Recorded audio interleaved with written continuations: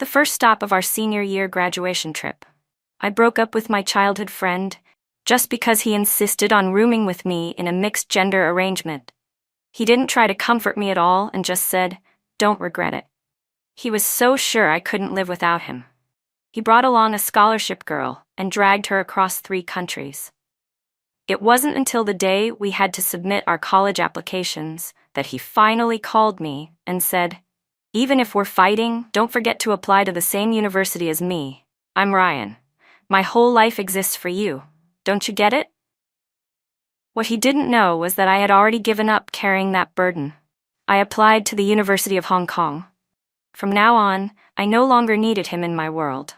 Ryan and I had agreed that after the college entrance exam, we'd go see the world together. But on the day we left, our trip for 2 became a trip for 3. We transferred flights in Urumqi and landed in Georgia. It wasn't until we got to the hotel that I found out Lily, the girl he brought along, didn't have the money to book a room and was going to share one with Ryan. I said no. Lily responded with a sarcastic tone, "Sorry, Emily. Maybe someone like you, who's never had to worry about food or money, just can't understand how someone like me, born poor, has to live so humbly just to save a little. Just the round-trip plane tickets used up all the money I'd saved from working every summer in high school. Anyway, the room's a double. The extra bed would just go to waste. Might as well let me use it. But don't worry, my family might be poor, but we're not cheap. I swear we're just sharing the room, not the bed. Sorry for the trouble. Please, can you help me?" Her eyes were red, her voice trembling with tears, and her body looked like it could collapse at any moment. She really did look pitiful, but I didn't see humility, only a complete lack of boundaries. I didn't want to enable her. I stood my ground and refused. "No, Ryan, if we're still in a relationship, then you can't share a room with another girl. Even if it's 2 separate beds, I just can't accept that." Ryan wrapped his arms around me with that usual smirk, trying to charm his way out of it. "Don't be petty. She can't afford a room. What else are we supposed to do?" I didn't understand and asked directly, if she doesn't have the money, then why did she insist on tagging along on an international trip? She knows she just graduated. Her family didn't suddenly win the lottery. Lily's eyes got even redder. She lowered her head, trying hard to hold back tears. "Sorry, it's just that my family's too poor. Poor people don't deserve to see the world. All we're good for is working summer jobs. I caused you two to fight. It's all my fault. I'm so sorry." Suddenly, she broke down and squatted on the floor, sobbing uncontrollably. Everyone around us started looking over, like I was bullying her. I already felt wronged enough. Then Ryan pulled me aside and said, "That's enough. Why are you being so aggressive? It's not her fault she's poor. Just let her stay with me tonight." My boyfriend going on a trip and sharing a room with another girl. How is that not a big deal? I'd spent over a month putting together a travel plan, imagining how sweet it would be for the 2 of us to enjoy this time together. Watching snow-capped mountains, strolling through grasslands, walking along the beach, checking in at Europe Square. I was so excited the night before we left that I couldn't sleep. And now, all of that turned into nothing. In that moment, I felt like this entire graduation trip had lost its meaning. "Ryan, let's break up." "What? Break up?" "I don't want to keep compromising myself. Whether you continue to take care of the scholarship girl or travel the world sharing rooms with whoever, you, Ryan, have nothing to do with me, Emily Lynn, from now on." I pulled my suitcase and walked away. At that moment, I just wanted to get as far away from them as possible. They were ruining my mood. Ryan finally panicked. He grabbed my wrist, pinched my nose playfully, and smiled like none of this was serious. "You know you can't live without me, but you keep using breakups to scare me. What's the point?" That smug look on his face, I slapped him. Hard. I yanked my arm out of his grasp, holding back the tears welling up in my eyes. My heart was shattered. This wasn't a threat, I meant it. "Ryan, if you're sharing a room with her, then we're breaking up. That's final. No discussion." I showed him my most determined stance, hoping he would understand how serious this was. But Ryan still thought I was just being dramatic. "Don't regret this," he said. Then there was Lily's delicate, teary voice chiming in. "I really envy Emily. You get to fight with him like this. People like me, from poor families, we don't even dare to fight. I guess when someone is used to being favored, they think they can act without consequence. She added, but seriously, you're not going after her. What if she really breaks up with you? I heard Ryan's confident voice from behind. She won't. We've known each other since we were 3. We grew up together. She can't live without me. I can't live without her either. People who are destined to be together for life won't be separated. Even when it came to college, we had already decided to apply to the same school. Ryan had no problem showing off our love in front of Lily. In the past, I probably would have started doubting myself, wondering if I was just being too petty. But I was done exhausting myself with that. I wiped my tears hard and walked out of the hotel, straight to the airport. I bought the earliest ticket I could find and flew home. When my mom saw the flight confirmation I sent her, she called right away. Emily, weren't you in Georgia with Ryan? Why'd you book a flight home? After I checked my suitcase and sat alone at the gate, hearing her voice made all the emotions I'd been holding in crash down at once. The tears came pouring out. Mom, I broke up with Ryan. But my mom just laughed. Broke up? Again? Which time is this now? Didn't you say Georgia was God's backyard? Snow-capped mountains, glaciers, beaches, castles. You spent a whole month planning this trip, and every day you were counting down to it. Weren't you going to take pictures with Ryan at every landmark and capture the memories of your youth? It'd be such a waste not to go. Turns out even my mom didn't believe I'd actually break up with Ryan. No wonder he acted like he had nothing to fear. He was never worried I'd leave. But this time, it wasn't an act. Ryan and I had grown up together, 15 whole years from kindergarten through high school.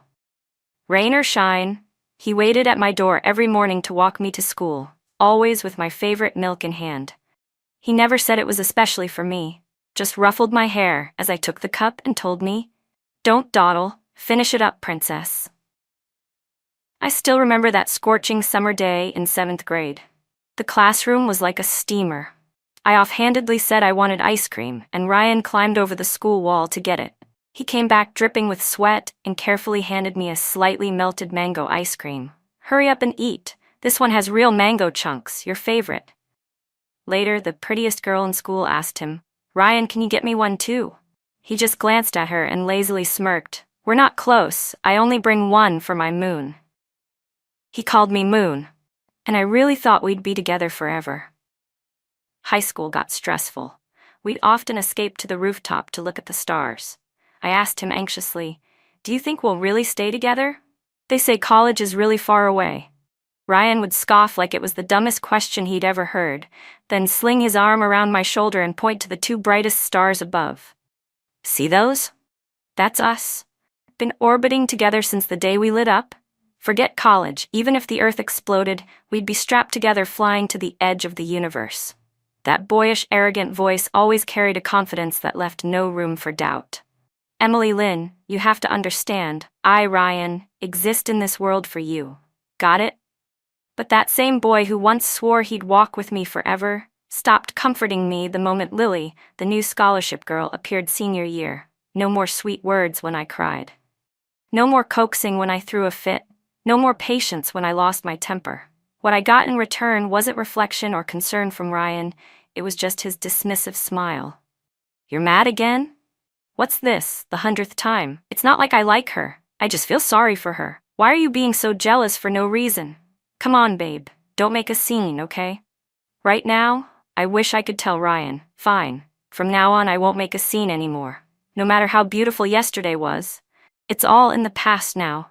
If staying with him means I have to keep hurting myself, then I'd rather let go.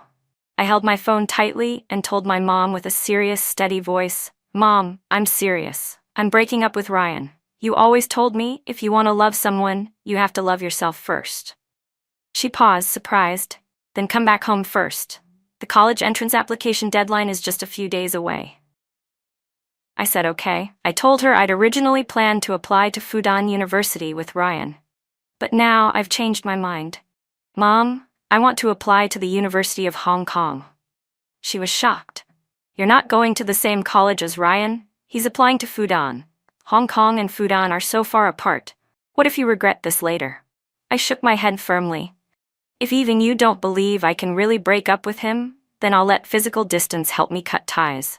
Isn't it true that time and distance can weaken any feeling? I admitted I hadn't completely moved on from Ryan yet, but I could let physical distance help me sever things once and for all. After waiting 2 hours at the airport, I finally boarded the plane. We had a transfer in Urumqi, and after a whole day of traveling, I finally landed in Hangzhou. I didn't expect that the moment I turned off airplane mode, Lily had already blown up her social media feed. Bookmark, go back. First meal after landing. Huge thanks to Ryan for sharing half of his meal with me when he realized I didn't bring enough money. Warm stomach, warm heart. The picture showed Lily smiling sweetly at the camera.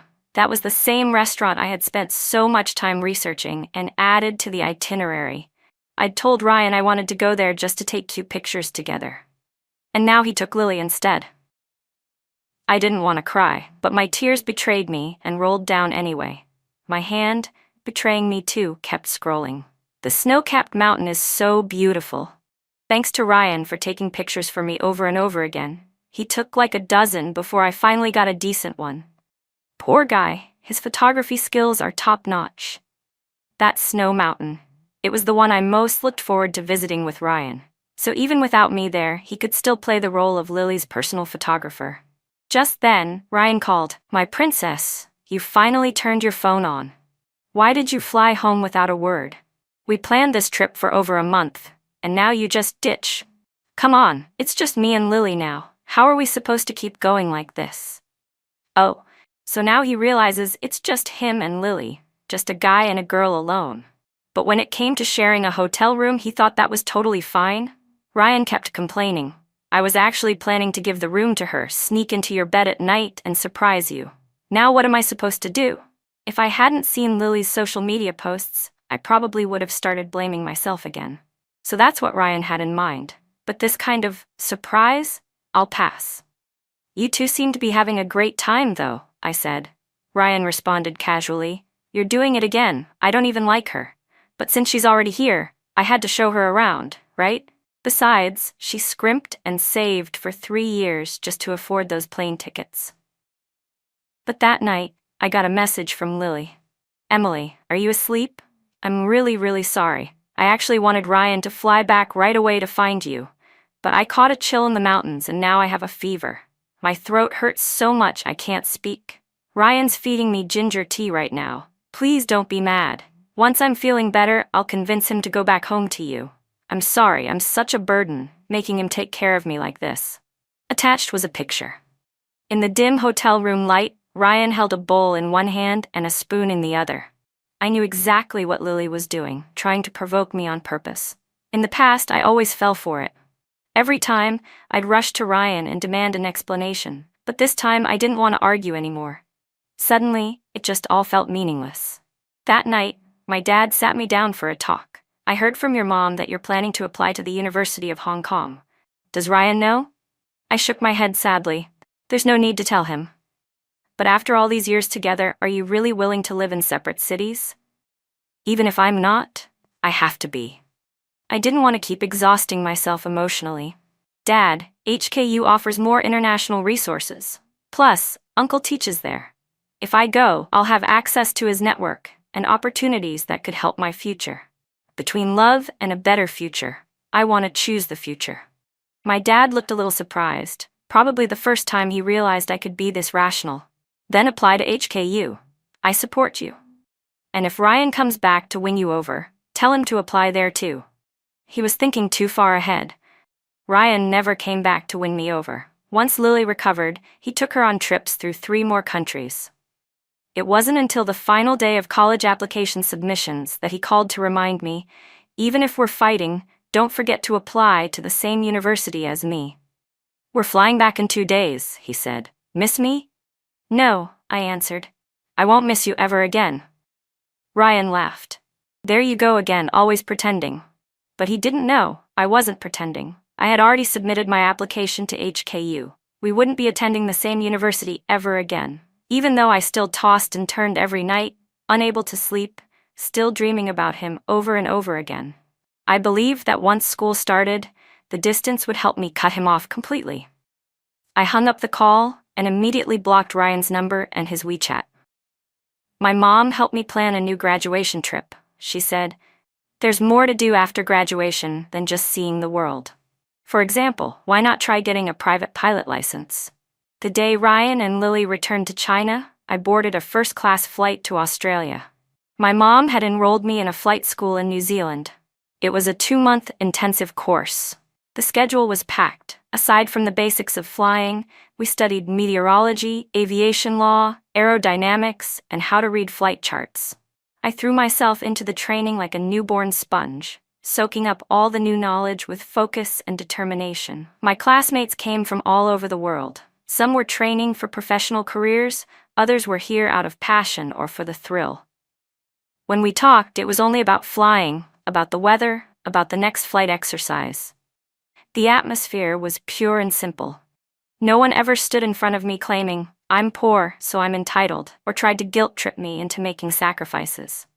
By the end of summer, I finally earned my private pilot license. I boarded a flight home. What I didn't expect was to see Ryan at the airport, waiting to pick me up. He reached for my suitcase. I didn't smile at him. I was still mad. "Seriously?" he said. "You're still hung up on that tiny thing from over 2 months ago? All I did was help a girl in need. Don't you always love doing charity?" He still thought it was a small thing, but whatever. "Ryan, we already broke up. Charity should be voluntary, not something forced or manipulated, and definitely not something you're guilted into because someone's poor. Why do we always end up arguing over someone who's not even part of our lives anymore?" He tried to change the subject. "Anyway, school starts in 3 days. Don't you want to register together?" No, I'm going to HKU. You're going to Fudan. There's no way we'll register together." But Ryan didn't know that. And I didn't feel like explaining it to him. He just ruffled my hair. "Always so stubborn with me. Fine, whatever, what can I do? You're my little moon. I guess I just have to spoil you." He grabbed my suitcase out of my hands and slung an arm around my shoulder as we walked, already talking about the future like nothing had happened.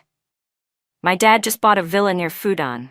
If you're not used to living in a dorm," Ryan said, "we can just get an apartment off campus together. Feeling better now?" He really thought that would cheer me up. He drove me home and still didn't forget to fish for credit. "I'm going to visit my grandma for a couple days, okay? I'll come pick you up in 3 days, and we'll go register for college together." This time, when he said I should hitch a ride with him, I refused without hesitation. But before I could stop him, he snatched my phone, took himself off my block list, and tapped me lightly on the head. "Don't ever block me again, you hear?" My parents came out of the villa to greet me, just as Ryan, humming to himself and looking smug like he just won a prize, drove away. My mom asked, "You didn't tell Ryan you applied to HKU?" I shook my head. "You didn't tell him either, did you?" Neither of them had mentioned a word about my application. They hadn't told anyone. I stayed home for 2 days resting. For the first time in a long while, my mind felt calm. The anxiety, the fear of loss, the obsession, it all seemed to have faded with time. The day before school started, my parents flew to Hong Kong with me. My uncle met us at the airport. When he heard that I had spent the whole summer in Australia earning my private pilot license, his eyes lit up. "Well now, our little girl's really grown up. Finally not glued to that childhood friend of yours, Ryan, was it? Every time you opened your mouth, it was all about him. This is so much better. Young people should take advantage of their energy and learn real skills. And after scoring so well on your exams and getting into HKU's finance program, what a great surprise." I felt proud of myself too. That stretch of heartbreak, filled with pain and self-doubt, hadn't crushed me. On the contrary, it was like a jarring wake-up call that forced me to lift my head and stop staring at that one lighthouse named Ryan. It made me look down and finally focus on the path under my own feet. Of course, it would be a lie to say I didn't feel anything at all. I thought back to all of senior year, how Ryan would constantly scold me because of Lily. "You're being too petty again," he'd say. "Stop making drama. Can't you just be more understanding? Her family's in a tough spot. What's so hard about cutting her some slack?" That kind of disappointment and frustration of being neglected and pushed aside piled up in my chest like heavy sandbags. Maybe it was precisely because I'd reached the limit of how much I could take that I finally quieted down. On those nights when I cried into my pillow, feeling utterly wronged, I would wipe my tears, pull out practice exams, and go over them again and again. The sleepless nights and emotional pain paid off when I scored higher than ever on the college entrance exam. It was what gave me the opportunity to apply to HKU and get in. I remember clearly the moment things started to shift between Ryan and me. It was the second morning after Lily transferred to our class. As always, at 6:15 sharp, Ryan should have been standing at my front door, holding my favorite milk, ready to walk me to school. It was our unbreakable ritual, 15 years of it, rain or shine, from elementary through high school. I was used to seeing him waiting there in the soft morning light, but that day the tree outside my house was empty. No one was there. I walked to school alone. It wasn't until after reading 2 articles in class that I saw Ryan and Lily stroll in, casually late. His hands were empty. I asked him, "Where's my milk?" He scratched his head. "Oh. I gave it to Lily." Then he laughed like it was no big deal. "Don't ask. She's new, didn't know the way. She lives to the east and said she was afraid of being late, so I went to pick her up." And on the way she had told him that growing up all she ever had for breakfast was plain steamed buns and water. She'd almost forgotten what milk even tasted like. I remembered the look on her face when she said that. Ryan's heart softened, and he casually handed her the bottle of milk meant for me. "It's nothing, Moon. Don't be upset. I'll bring you 2 tomorrow." He reached out, habitually trying to ruffle my hair, as if this was just a tiny, forgettable moment. Honestly, it was just a bottle of milk. I wasn't lacking in nutrition. But what I didn't expect was how suddenly Lily's eyes filled with tears. "It's all my fault. Emily, please don't be mad. I shouldn't have drunk it. Maybe it's just that you've grown up with a better life than us. You've never known what it's like to wake up every morning with nothing but cold, hard steamed buns. Even a sip of warm milk was a luxury. You wouldn't understand what that's like. I'm sorry. I'll never take anything from you again. Please, don't be mad." I was stunned. I had no idea Lily would suddenly turn it on me like that. Her tears started falling right as she finished speaking. So perfectly timed, it looked rehearsed. The class started whispering behind our backs. Was it really that serious? It's just a bottle of milk. Poor Lily. I heard her family really has it rough. Emily's that spoiled rich girl, right? It makes sense that she'd overreact to something so small. She just doesn't get what people from the bottom go through. Ryan heard the whispers too. He pulled me aside, trying to calm me down. All right, don't make a fuss. It's not a big deal, okay?" But I hadn't said a word. That was the first time Lily used her poverty as a weapon, and it turned me into the entitled, unreasonable princess. In truth, most disappointment builds up slowly, little by little, day after day. All the arguments that came later were just escalating reruns of that same scene. Thinking back, all that patience, all those moments of self-doubt, was I really being too petty? They were just foreshadowing the eventual rupture. Ryan probably never understood that when the foundation of trust and affection is chipped away again and again, eventually, the whole thing comes crashing down. And once it does, there's no going back. He was still cheerfully calling me on the phone. "Moon, come open the door. I'm back from Grandma's. I brought you your favorite flaky pastries. You're not home?" "Huh, no one's answering the door. Don't tell me you're still in bed. Wake up, sleepyhead. Today's the day we register at Fudan. If you don't get up, I'll go without you." He didn't know I had just left the airport, riding in my uncle's car toward my new school. But it wasn't Fudan, it was HKU. I picked up the call. "Ryan, you don't have to wait for me. Go register on your own. I wish you a great time at Fudan." He laughed nervously on the other end. "You little brat, are you messing with me again? You actually took it seriously? Come on, I'm downstairs. I swear it's just us this time." Lily also got into Fudan, but I'm telling you, I was super firm this time. I sent her a bunch of messages and told her she couldn't ride with me. Isn't that enough to prove how serious I am? I leaned my head against the window, looking out at the unfamiliar streets of Hong Kong. "No need," I said quietly. "Sincerity that shows up late is worth less than weeds. I'm already on my way to campus, but it's not Fudan. It's HKU." There was a long pause on the other end, then Ryan finally reacted. "Emily, HKU? Come on, stop messing around. We agreed we'd apply to Fudan together, didn't we? I get it, you're trying to scare me. Still mad at me, huh? But didn't we make up 3 days ago? My voice stayed calm. No, I'm serious. He went quiet, then suddenly his voice cracked with panic. You must still be in bed, Ryan said. Don't make me climb in through your window and drag you out of the covers. Through the phone, I could hear shuffling noises, rustling and fumbling, followed by a familiar voice yelling in the background. Hey kid. What are you doing? That's dangerous, get down from there. Then came the property manager's voice. There's no one home. The whole family went to Hong Kong. I'm not lying to you. What you're doing is breaking and entering. Chairman Lin called the building management personally before they left and said his daughter got into HKU. The whole family went with her to help with enrollment. No one will be home for a while. He asked us to keep a closer eye on the villa during patrols. Are you even listening? Hey, don't cry. What's with that look? Someone get his mom. This kid's not right. He looks like he's lost his soul. I didn't listen any further. I hung up the call. I knew Ryan couldn't accept it just yet. But just like how I cut myself off from him, the process would be painful, but one day, it would pass. I deleted Ryan's contact from my phone again, this time for good. From this moment on, whatever love or hatred we once had was no longer my concern. What I didn't expect was for him to buy a plane ticket that same night and rush straight to the dorm building at HKU. The moment he saw me walking out of the girls' dorm, he finally believed it.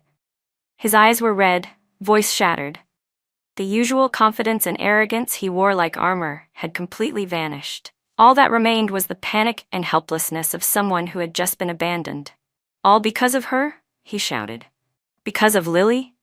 His voice cracked into a desperate cry that made passing students turn to stare. Emily Lin, do you even know what you're doing? We promised each other, we swore we'd stay together forever. Same college, same city, same future. How could you? How could you? His voice broke completely, trembling with disbelief and devastation. You really want to give up on me? You're seriously leaving me? Watching him like that, on the edge of breaking down, I won't pretend I didn't feel anything. 15 years of memories flickered through my mind. The stars we watched from the rooftop, the ice cream he snuck back over the school wall, the milk he handed me in the early morning light. But it all froze in place at that moment in Georgia when he laughed and said, Fine, just don't regret it. I looked at him calmly, my gaze cold, almost cruel. Ryan, I made the decision not to want you back at that hotel entrance 2 months ago. I told you then, we were done. I said it clearly. We're breaking up. And you said, fine, don't regret it. Well, I haven't regretted it. You're kidding me. His voice cracked. What do you mean, don't want me? What do you mean we're done? I was just saying that out of anger. Couldn't you tell? I thought you were the same as always, that after a fight, you'd come back around. How could you just unilaterally declare the death of 15 years of us? He reached out to grab my hand, but I stepped back before he could touch me. This proud boy, once the golden child, stood there like a stray dog left behind, unsure what to do. In the end, all he could do was pull out his phone, his hands shaking so hard his voice barely came out. I'll delete Lily right now. Block her. From now on, she'll have nothing to do with me. I'll never help her again. Just look at me, Moon, please. Look at me. I didn't want my calm to highlight his desperation. I shook my head. You should go. Don't embarrass yourself out here. Embarrass myself? He repeated, like he'd just heard something unbelievable. Then he gave a broken laugh. And just like that, tears started streaming down his face without warning. My Moon doesn't want me anymore. What's the point in saving face? He completely lost control. His expression twisted with grief, his tears mixed with pain. There wasn't a trace left of the brilliant, untouchable boy he used to be. He looked like a child abandoned by the whole world. His voice dropped, nearly begging. Emily, Moon, please, don't do this to me.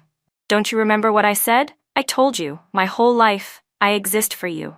I meant that from the bottom of my heart, I still do. I had everything planned. My dad bought that villa next to Fudan just for us. I spent the whole summer overseeing the renovations myself, made sure everything was done in your favorite style. You said you wanted a ragdoll cat, but your mom has allergies, so you couldn't have one at home. I bought one. It's already living in the villa, just waiting for you. It was going to be a surprise. My entire future, everything I planned, had you in it. Only you. So how could you just decide out of nowhere that you don't need me anymore? Like tossing out an old piece of clothing, so cold, so heartless. Did you ever even love me at all? His last sentence came out in a near scream. Tears streamed down his face. He stared hard into my eyes, desperately searching for even the slightest flicker of hesitation or softness. But he didn't find it.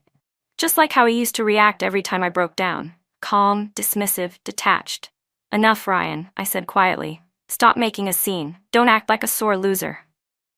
That word, sore loser, cut him deep. His eyes widened in disbelief. You think I'm making a scene? I just don't get it. How could you sentence our 15-year relationship to death over one little thing? I finally laughed, and the tears followed. One little thing? Have you counted how many of those little things there were? In your eyes, Lily's poverty is fact. My frustration is drama. Her needs are sympathy-worthy. My boundaries are overreactions. And when I broke down, when I was barely holding it together, where were you? What were you doing? Ryan, let me make this clear. The breakup wasn't a heat-of-the-moment decision.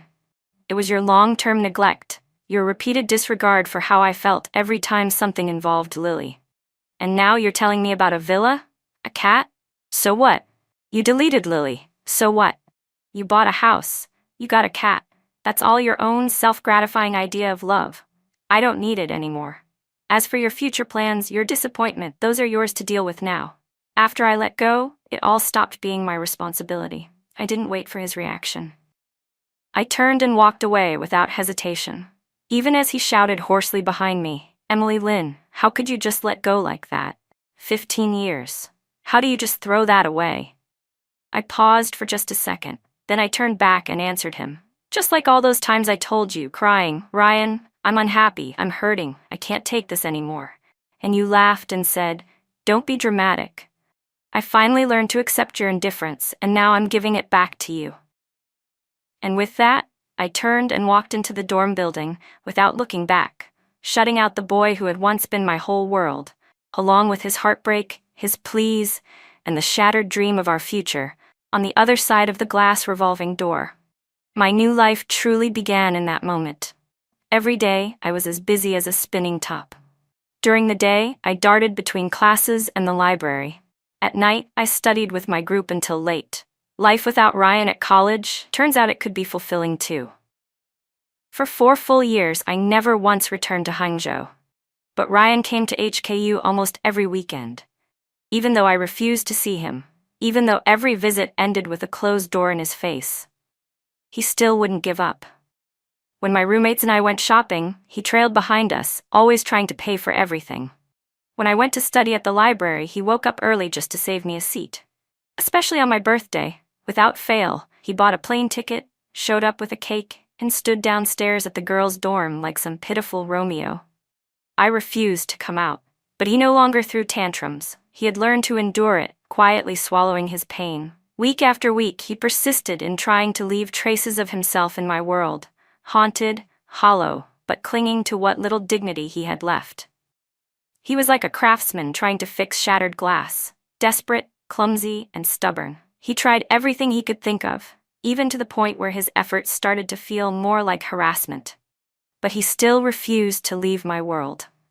Whenever a girl, drawn to his good looks, asked for his WeChat, he would coldly reject her and declare, I already have someone at HKU.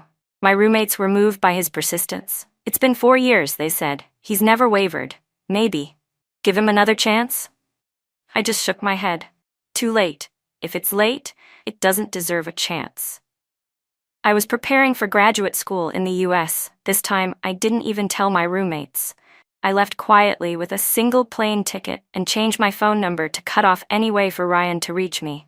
I later heard that after he couldn't find me at HKU, Ryan went almost insane trying to track me down. He even knelt at my uncle's front door, refusing to leave until he gave up my location. That was when he finally understood. Those 4 long, awkward years of trying to win me back had been nothing more than a self-deceiving dream. The heartbreak and emptiness swallowed him whole. His fantasy shattered, leaving him with nothing. What I didn't expect was to end up in the same research group as Lily in grad school. Clearly, She'd worked hard for a better future. But unfortunately, her usual tactic of, "I'm poor, so I'm entitled," didn't get her far in a US university. Once, Lily tried to negotiate with our advisor. "Professor, I come from a poor family, and I have to work weekends to make ends meet. Could the other students take on more of the basic tasks like data collection and literature review? That way I could focus on the core analysis and still earn enough." She said it in her usual soft voice, as if being poor meant others naturally owed her accommodations. The room went silent. Everyone exchanged awkward glances. The professor rejected her directly. "Lily, if you can't balance your time, I don't recommend you continue with my research group. Everyone here survives on scholarships and part-time jobs. The rule here is simple: no excuses." Lily stood there, her face turning pale, then red. Not a single person spoke up for her. Here, poverty wasn't a privilege. It was a challenge to overcome.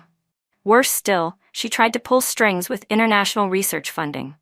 In her application, she heavily emphasized her family's poverty and claimed she had participated in cutting-edge research back in China. But American professors do their due diligence. They found discrepancies between her claims and the truth. Her involvement in the research was minimal, and some academic records were even falsified. American universities have zero tolerance for academic misconduct. Her application was not only rejected, but she was also asked to voluntarily withdraw from the program or face more severe legal consequences. Lily broke down in tears and came to me in a panic. "Are you happy now? Proud of yourself?" I clutched my books, calm and steady. In my heart, there was only a sense of closure. When the victim narrative she relied on stopped working, fate stepped in with sharp, undeniable irony. It's true. Karma may be late, but it never forgets to arrive. 2 years later, I completed my degree and returned to China to take over my family's multi-billion-dollar business empire. A photo of me arriving at the airport was picked up by paparazzi and shared on a luxury gossip blog. Whispers spread through elite circles. The long-lost first love has finally come home. I didn't care much for that kind of gossip. After returning, I threw myself fully into the family business. 1 week later, at the Lin Group's board meeting, I was officially named heir and CEO, opening a new chapter in my life. A few days later, at a grand charity gala, I moved through the crowd with ease, conversing confidently with top scholars and influential figures. From a corner of the room, Ryan watched me silently. It wasn't until he bid an outrageous sum, $200 million, for a rare collectible that he found the courage to approach me. He placed the gift in my hands and said, "It's for you, Moon." I gave him a calm, graceful smile. "I'm no one's Moon anymore. I'm my own sun." The girl who once believed she couldn't live without him, that version of me had long been broken and buried by my own hands. In her place stood a woman who now led the Lin Group with strength and clarity. My future was always meant to shine brighter than being someone's moon. Ryan's mother bypassed him and came forward to take my hand. "It's so good to see you, Emily. Auntie's truly happy for you. Look at you, accomplished, beautiful, capable. This is what a real winner looks like." "Who cares about feelings?" Ryan's mom said. "What's love compared to being strong on your own? You don't know how my son has been these years." She sighed. "In the end, it's just Ryan's loss. All I wish for now is your happiness." I smiled softly. "Auntie, I really am happy now." My assistant and a team of bodyguards escorted me to the airport, where I boarded the private jet that symbolized freedom, identity, and a higher platform. In that moment, a sense of peace and fulfillment settled completely within me. Even the gossip blogs quietly changed their headlines, from "White Moonlight Returns to the Country" to "Heiress Comes Home."